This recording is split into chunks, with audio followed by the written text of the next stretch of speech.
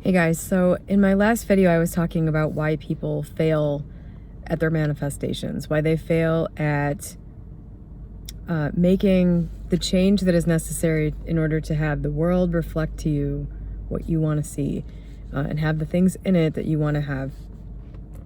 And the reason that I was talking about in that video is that people fail to persist through the 3D during the time when the change is taking place. This is where people fail. This is something that you're probably familiar with in your own life, and just that we all know about just from being alive and living. Making changes is not easy, and we see people fail at it all the time. This is nothing new. This isn't a secret Neville Goddard concept. It's not a secret, it's not a secret manifestation thing. It's the same shit that you've always heard about your whole life. This isn't, sorry to demystify it, but that's the truth. It's no different than any other change you've tried to make. And if you took the whole manifestation element out of this whole thing, it would just be, how am I going to change my life? How have I failed in the past? And how do I pinpoint those areas of failure? And next time, don't fail there again. And really the simple answer to that is you have to have a plan for what you're going to do for that. And I think this is what's missing in this manifestation arena, is sort of pre-thinking where am I likely to be weak in this whole process. So, I've decided that I want to have the ideal relationship, and I'm a relationship failure in general, let's say. What I'm going to do is start to view myself a different way. I'm going to start to view myself as somebody who is desirable, or I'm going to actually change things about myself that aren't desirable into things that are. And I'm going to view relationships as easy to find, or I'm going to at least stop thinking of it as something that is like, this elusive, mystical thing that I'm never going to get. I'm going to change my mind about that. And what else? I'm going to start to see a relationship that will make me happy as something that is inevitably going to happen to me. So I'm going to change myself. I'm going to change the way I think I'm viewed by partners. I'm going to change my view of the difficulty of getting into a relationship, and I'm going to view a relationship as being inevitable to happen. So this is kind of like, I'm breaking down what the relationship thing might look like for somebody. I think that probably applies to a lot of people who are looking, want a relationship, and that's their big manifestation. I want to get love or whatever. So when you're trying to manifest something like that, or like, I want money, or just one of these big life areas, it's not just, one thing and you just imagine the different state and then it's a one and done. Sadly, I'm sorry to say, but it's usually made up of all these smaller elements, and they usually are their own thing. So you have these like different areas that you have to work on within the grander manifestation or the grander change. And if you look at each one of those, if you can break down what you're trying to do into these different components, then you can look at each one and say, where do I fail at this mentally? Because what you're trying to do is make a mental shift in all of these areas. When you do the Neville Goddard imaginal stuff, that where you take on the feeling of having those things and being successful with that, what that generally does is it will reshape you. If you're not already a person who's okay in all those areas, if your thoughts aren't already in the right place in those areas, like for the relationship example, things are going to happen to, if you imagine that enough, or you put yourself in that state enough, or like if you're me, if you just decide that's the end goal hard enough, if you just like say, okay, that's it, I know I want this is what, is going to happen, then what's going to happen is that those things that are wrong are going to have to be righted. And so that's the stuff that people fail at. That's where they don't persist. So like with the relationship example, you view yourself the wrong way. You view yourself as an undesirable partner, let's say, and you want to change that. What are you going to do when the things come up that make you feel like you're not a desirable partner? It would be really helpful for you if you actually thought about what those things are and sort of try to debunk them as much as you can, but then also think, where are the triggers in my life for these things? When what makes these pop up? What reinforces this mental belief for me? What situations do I find myself in? What people do I interact with who make me feel this way, or who, I don't want to say make me feel this way, because it's really their input that's just allowing you to turn that into how you feel. But where are these situations? And what am I going to do the next time I'm in them? So I make the initial positive mental shift, right? No, I'm going to start viewing myself as somebody who is desirable to be with. And let's say you have family members who, for whatever reason, present you with situations that you can use to feel different, feel bad about yourself. What am I going to do the next time I'm in this situation with mom and she starts, going at me about when am I going to get married or something like that? You just come up with the things that are the biggest, the biggest things, the biggest triggers, I guess. I don't really like that word, but if you can come up with the places where you're most likely to be weakened in your mental resolve, then you can come up with a plan for how to deal with it. Like, for example, I'm not going to go to any family events for the next month. That I'm just giving you what I would do. If I were trying to, if I knew that I was going to if I was going to have a hard time remaining in a mental state in a certain circumstance, in the very beginning stages where this was just starting to take hold and, it's not a strong shift yet, I would stay away from the situations that would weaken me, that would potentially cause me to slip back into the old mentality. That's one thing that I would do. I would avoid things that would weaken my mentality, weaken my resolve, whatever. Later on, believe me, you will find yourself when your mental shift has taken hold more and you're more strongly identified with a different state of mind. I promise there will be plenty of challenges. Resist the urge to just throw yourself into the fire. That would be my advice. That I think people think, well, no, I'll go and I'll power through it and that'll make my resolve even stronger. And then you find, that didn't quite work. I made it through the event, but now I'm home and I feel like shit or something like that, So I would, make a plan for how you're going to stay in this mental state. And, your life, the things that come up in your day-to-day that might kind of drag you out of that state. And if at all possible, avoid them. If you can't, you're going to have to come up with a different kind of plan for how to deal with it. Especially if there are routinely unexpected things that happen or like pitfalls that you run into, you need to have sort of a plan for how you're going to deal with just the random shit that happens that knocks you off your game.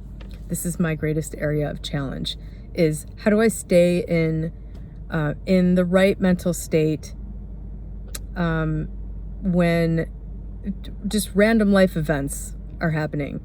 This has been like the last couple years of my life has just been like boom, boom, boom, boom, just one after another, like things that happen, things that I didn't directly cause to happen, but that happen to people at times that you can't control. Those kinds of things, you really need to have a plan for that, or there's a good likelihood that you're going to get dragged right back into whatever your baseline mentality is, whatever wherever you've sort of landed at this point in your life with how you feel about everything. That's sort of like your baseline. If you're trying to move away from that, it's going to be really easy for you to get pulled back to that baseline. I'm not an expert in human psychology or human biology, but I'm pretty sure that this is a just a human thing that you get, you get set in your ways, and everything mentally and physically wants to just sort of keep you in homeostasis.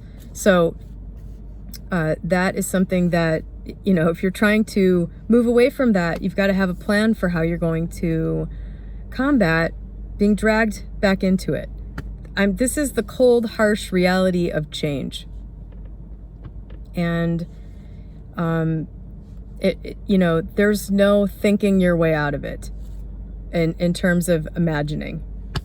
There's no just thinking about it and then it'll magically happen. You've got to get through those moments where everything is trying to drag you out of that state, that mental state, and stay there somehow, or return to it as soon as possible. I mean, when little bombs go off in your life, I don't know anybody who is able to just skate through those completely mentally undisturbed.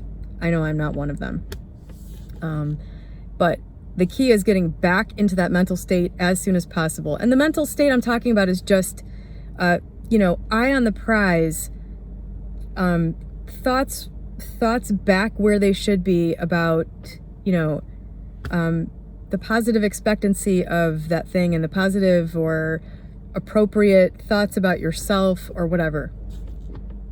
Not like going and laying in bed and imagining a scene, and that's not what I mean exactly. You can't spend your whole life laying in bed imagining a scene.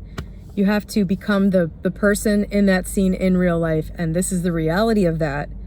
And this is why this is so difficult for people when it comes to big changes. With things that aren't that far away from where you are now, this isn't going to be such a big deal. And so on this channel, I don't want, sometimes I feel like I'm giving the impression like everything requires so much work, but I'm really just talking on this channel about the hard things. The things that, the walls that you run up against eventually.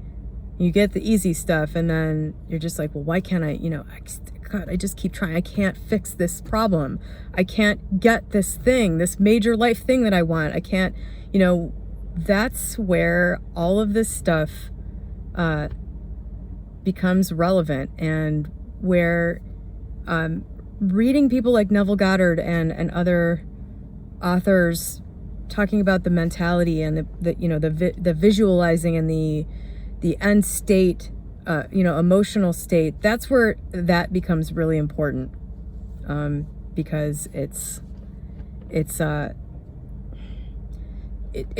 key component, I think, for these really hard things.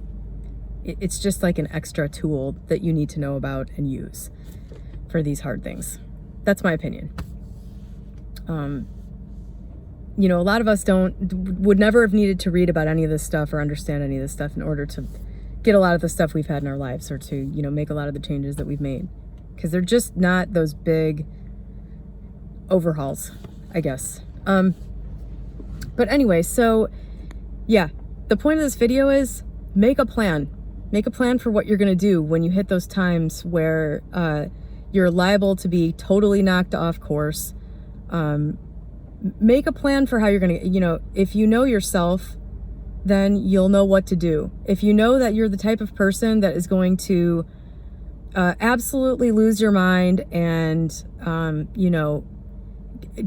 go right to the bad place, like immediately, you need to have a plan for how you're going to get out of that. Maybe write yourself a letter from your most stable state of mind, and, talk some reason into yourself. And then, when you hit that low point, I've got my letter, I need to go read my letter. Or for other things, if you're not that type of person who needs something like that, and I'm sure you could come up with a million things, it doesn't have to be a letter, but something that you can reach for in that moment of just like dropping to the floor. If you're not that type of person, something that you can do. This is cheesy, but technology is really helpful for all this stuff these days. I have an app that is for something else, but it also has the ability to send yourself messages. You can send yourself messages all day long if you want, like a text message kind of. And when I'm doing something that's really difficult, like when I'm, if I've decided I'm going to do this, whatever, this thing's going to take 2 weeks. For example, I did a protein sparing modified fast a couple of years ago, which is basically, it's like a rapid weight loss thing. I weighed 127. I wanted to get to like 115, and I was just really tired of dieting and exercising. So I wanted to do this fast, which would be really fast. So I did it, and it was really, really difficult. It was basically just a certain amount of protein every day, no fat, no carbs, nothing else. So it was a very low calorie diet. You basically just lay around and let your body like burn fat off.